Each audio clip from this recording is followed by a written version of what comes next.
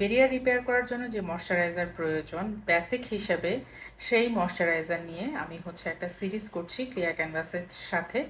প্রথম ভিডিওতে আমি বলেছিলাম দুটো জেল বেসড ময়শ্চারাইজার নিয়ে, যেটা খুবই ডিপলি ড্যামেজ এবং ওয়েলি স্কিন ফ্রেন্ডলি দুটা জেল বেসড ময়শ্চারাইজারের কথা বলেছি। আজকের এই ভিডিওতে আমি খুবই ড্রাই স্কিন এবং রীতিমতো স্কিনে চামড়া উঠে জ্বলতে থাকে, লাল হয়ে থাকে, এই টাইপের স্কিনের জন্য একটা ময়শ্চারাইজার নিয়ে কথা বলবো।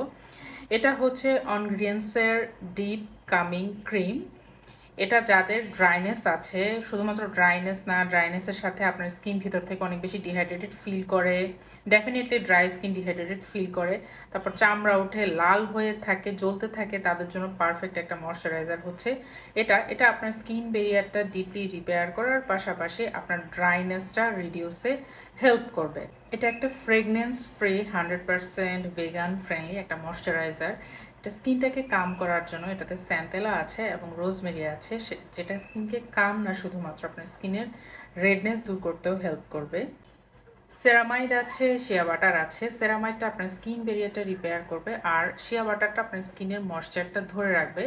শিয়া বাটার যদি কোনো ময়শ্চারাইজার থাকে, সেই ময়শ্চারাইজারটা মোর লং লাস্টিং স্কিনে স্টে করে। আর ইকোটিন আছে, যেটা আপনার ধরেন এনভায়রনমেন্টের কারণে যে ধরনের মানুষের র্যাশেস হয় বা ড্যামেজ হয়, সেটা আপনার রিপেয়ার করতে হেল্প করবে।